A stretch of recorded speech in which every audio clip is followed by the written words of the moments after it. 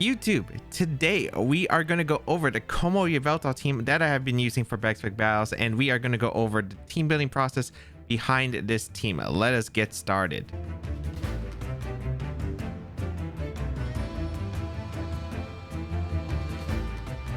So why Kommo? When Series 10 was first announced, everyone was talking about how most people were going to use Zacian, Incineroar, Rillaboom, Regieleki, or Shifu, and probably Yveltal as the last Pokemon, and how that would probably be a very common team.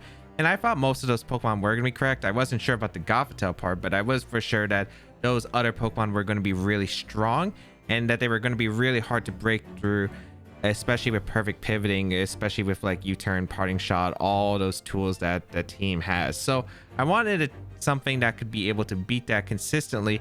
And during my process, I ended up finding Kommo, and I thought Iron Defense Kommo does really well because of the fact that it does a lot of damage after body press.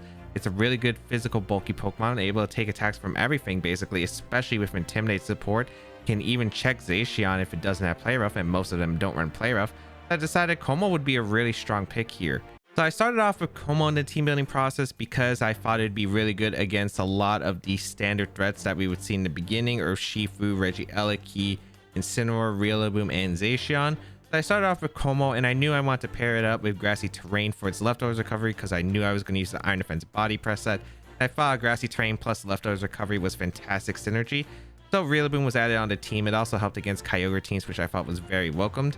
Now I had to pick a restricted Pokemon for the next slot because I knew that I wanted something to cover Kommo's weaknesses.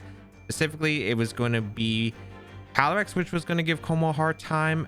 Oh, that could give it a bit of a hard time, and potentially the Xerneas that could give it a hard time. So between those three that were giving me a hard time, I thought Yveltal was a great pick. Even though it doesn't really deal well with Xerneas, I didn't think Xerneas would be as common as Calyrex for sure. Oh, it might have been a niche pick, but I felt like I could probably build or add team members on later. So I felt Yveltal was really solid, helped against the psychic types against Kommo, especially with NDD setup. Especially since Kommo helps what Yveltal doesn't like in Zacian, I felt like it was a pretty good synergy, even though they shared a bit of a common weakness in fairy types. I felt like I could play around it. Especially helps with Rillaboom being able to check Tapu Fini, which I felt was like really nice for the team overall. So I felt Yveltal was a pretty fair pick, especially since it's one of the most amazing counters to Calyrex teams in general, because Calyrex teams really just don't like facing Yveltal. Now I knew I needed 2 slots at least for Xerneas, and I needed 1 for Intimidate. I was actually going to save Intimidate for the last slot because I wasn't sure what Intimidate user I was going to use.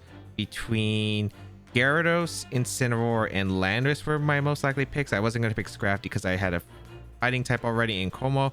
I didn't really like the idea of Landorus because of the fact that I would have 4 ice weaknesses, so I said pretty much no to Landorus. So I knew it was between either Gyarados and Incineroar, but I wanted to see what options I had before adding the Intimidate Mon in case I wanted Incineroar or if I wanted Gyarados for specific roles. So I mainly focused on what I felt like was the most important part, was checking Xerneas, which was the biggest threat to my team currently. So I want to dedicate slots, and Xerneas is a really hard Pokemon to check, obviously, because of the fact that Geomancy has a lot of potential now because there's no Dynamax involved. It is a very big threat you have to respect, and there is definitely going to be fake out supports, probably double or triple fake out supports, even Rage Powder, Follow Me support.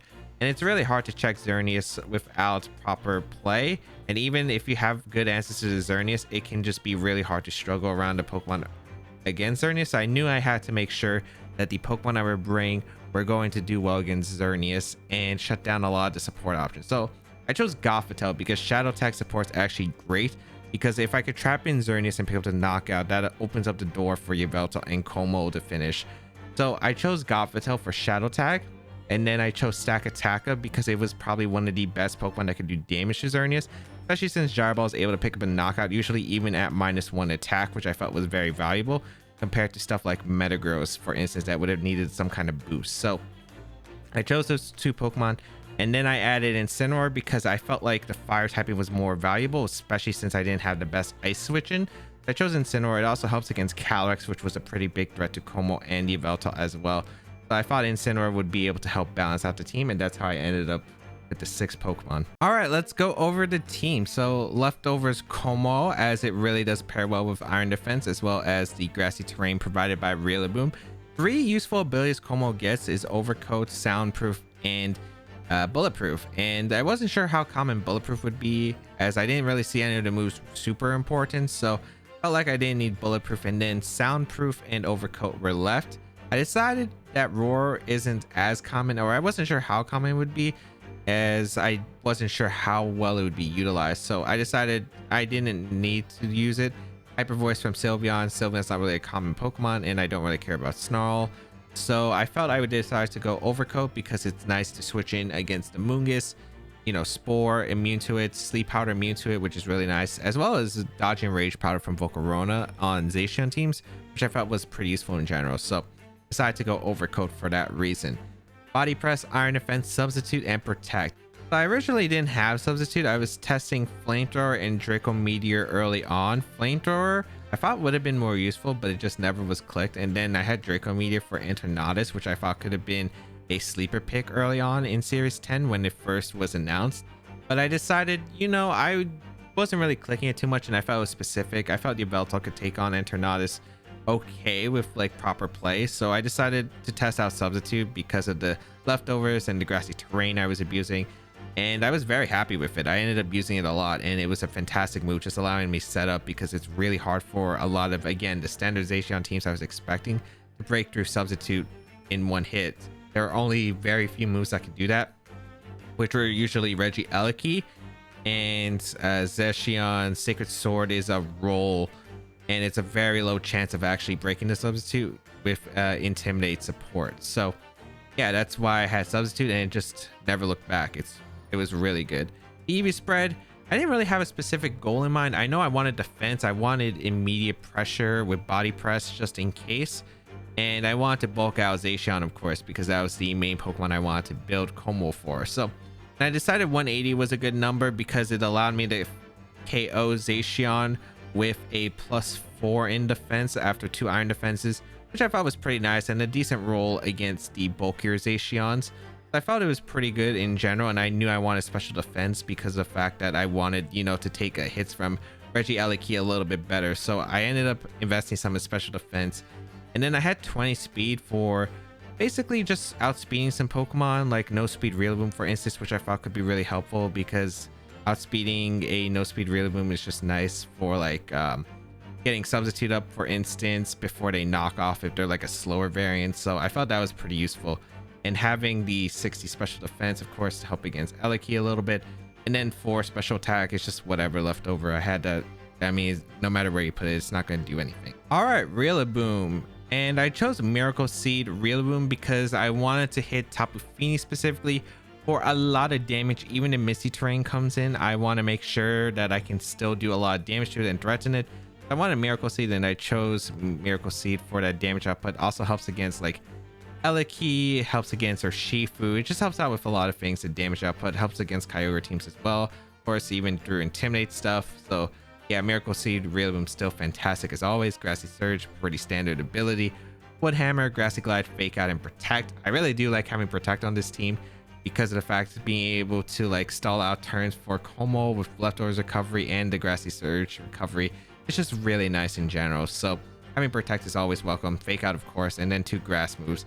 And again, Wood Hammer for Tapu Fini, as well as bypassing Serena, which I felt like was pretty important against the Kyogre matchups. So yeah. Max HP I wanted for sure. This is basically a standard spread that I was using throughout ever since Rillaboom's been announced.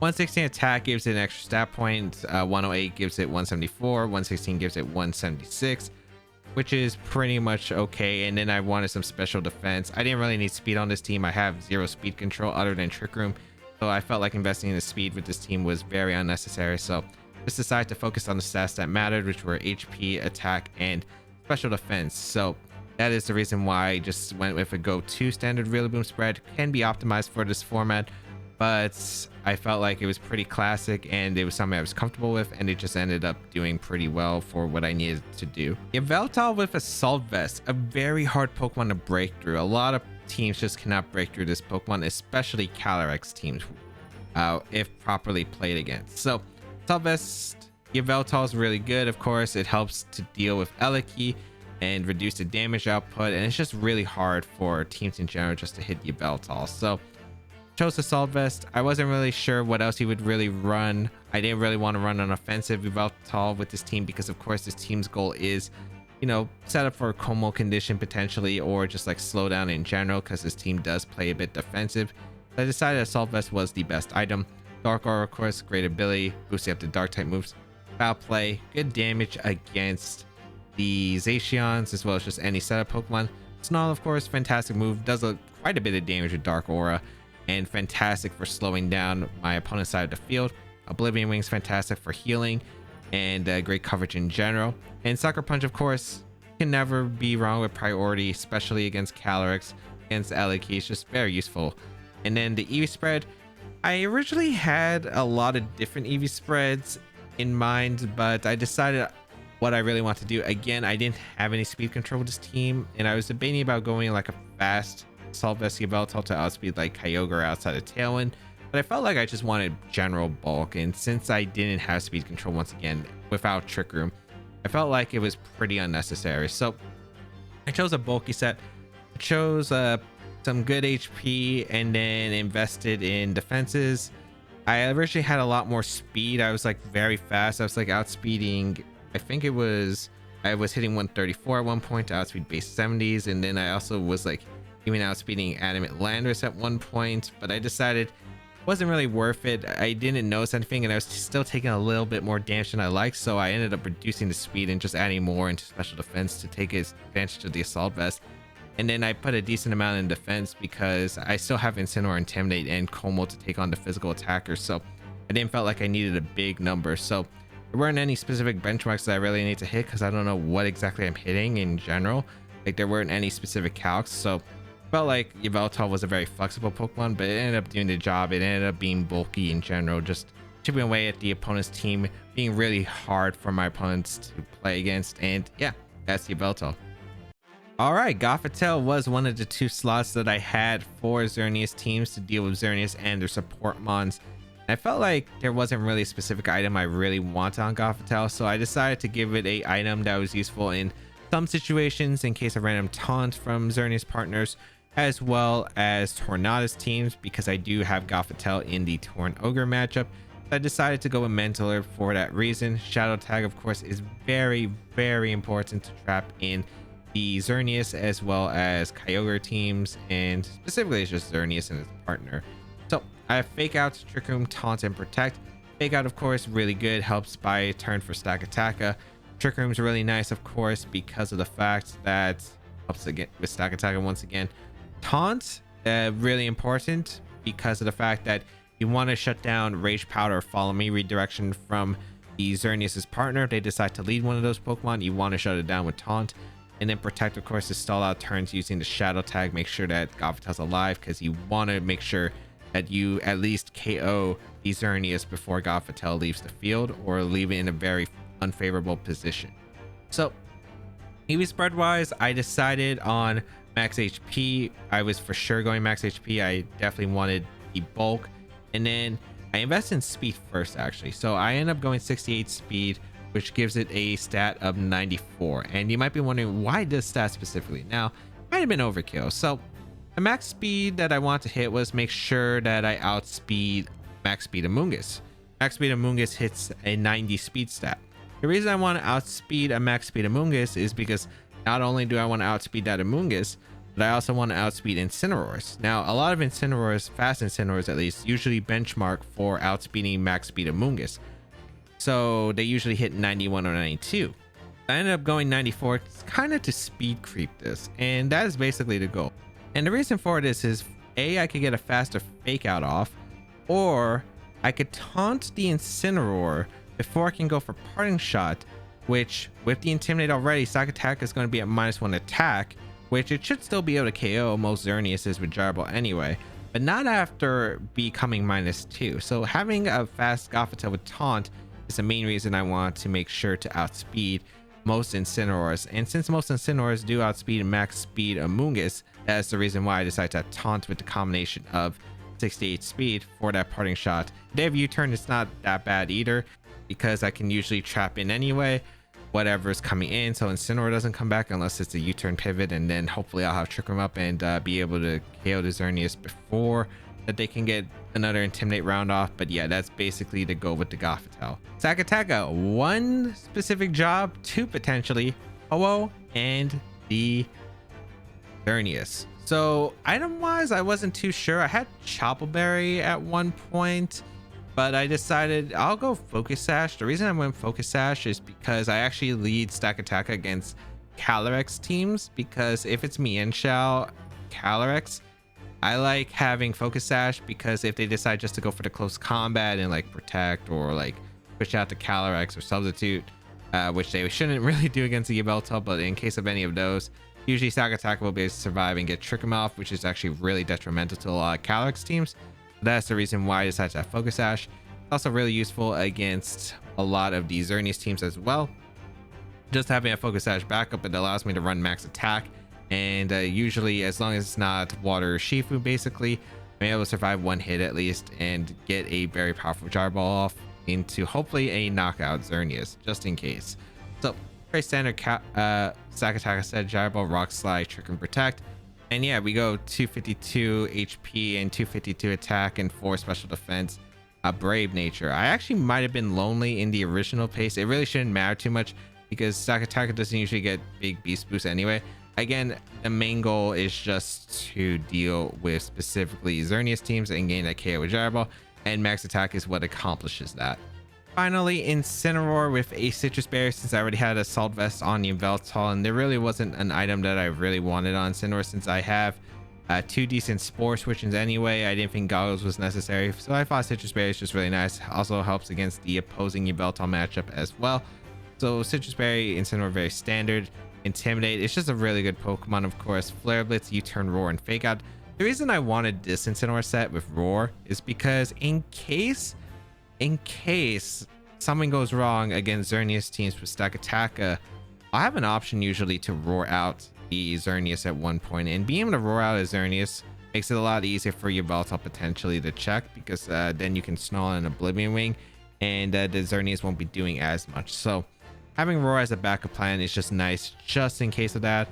And yeah, that's basically the reason. There wasn't really much because I didn't need a dark move generally, because I already had Yveltal for the dark type coverage. So I had an extra slot and I thought Roar was pretty good. I like U-Turn over Parting Shot in this format more often because, again, I think Throat Chop Incineroar is picking up, which I felt like is the superior move on Incineroar. Again, to deny Parting Shots, deny Roar, stuff like that. So I felt like it was like, even though Parting Shot can be better hitting, you know, through Station Substitute, I felt like I'd rather have U-Turn just for a safer option most of the time. And I'm pretty comfortable with U-Turn Incineroar generally anyway. So decided to go with like my old standard Incineroar spread, just a max HP, 20 defense, and 236 special defense Incineroar. Sassy Nature just always allows you to lift Timid, Moonblast from Xerneas after a Geomancy, and a pretty decent chance to live a Moonblast from a modest max special attack Xerneas, although it's still in their favor by a bit. But yeah, just really didn't need it because, again, my defensive mon usually Kommo-o anyway. So pretty standard Incineroar set. That's all you basically need. It's a good Pokemon. So what are the common leads with this team? Kommo plus Fake Out for me to Rillaboom or Incineroar is really nice. If you have Intimidate lead, Kommo can usually just set up on a lot of teams that cannot handle Kommo or do a lot of damage to it, and Iron Defense can be set up immediately. Rillaboom's also a great option because of the fact you set up the grassy terrain early, so Kommo gets early recovery, and that's always really nice for Kommo to set up. Next common lead I'd say is Yveltal plus the Fake Out Mons. Fake Out Mons are always great with Yveltal, and the fact is that you can get an Intimidate off and you can start setting up Snarl. This team is really good at setting up and playing defensive, so you can wear down your opponent using Snarl and just slow down your opponent's momentum. And Rillaboom's a really great lead, of course, with Yveltal because you have a pretty big heavy hitter in Grassy Glide and Sucker Punch combinations that can threaten stuff like Focus Sash Regieleki, for instance, for an early knockout if they're not expecting it. Another common lead that I have is Yveltal plus Gothitelle, and this is usually my go-to lead against a lot of Torn Ogre teams because trapping in with Gothitelle allows Yveltal to get in Snarls, and since they won't be able to switch out, they just do very little damage to the Assault Vest Yveltal in general. And then you'll be able to pick them up, set up Trick Room, and it just ends up working with Yveltal being able to slow down your opponent while they aren't able to do much, and set up for a late game sweep with one of your heavy hitters in the back. Finally, I'd say the most common lead otherwise would be Gothitelle plus Stakataka, because of the fact you would want to trap in the Xerneas if you predict them to lead Xerneas. Because of Gothitelle, you really want to trap in the Xerneas, and you really want to pick up a knockout with Stakataka. It's really important to be able to pick up the knockout against the Xerneas with Stakataka, otherwise you will probably lose the game. And overall, it's a really good lead to help against a lot of what the support Pokemon next to the Xerneas can do. I just got to be a little bit worried about Urshifu, but otherwise fantastic lead against that. And it's also pretty good against potential Ho-Oh teams. If they decide to lead Ho-Oh, they get heavily punished with the Stakataka being able to threaten a Rock Slide. And that is the team building process behind the Kommo team. I hope you all enjoyed. If you did, be sure to leave a like down below, leave a comment down below. It really does help me out. And if you want to try out the team, make sure you grab it through the rental code on your screen. You have 2 weeks to grab this team. Otherwise, it will be gone forever, but there will be a paste bin down below. Thank you all for tuning in. Have a great day, people. And until we battle again, I'll catch y'all later.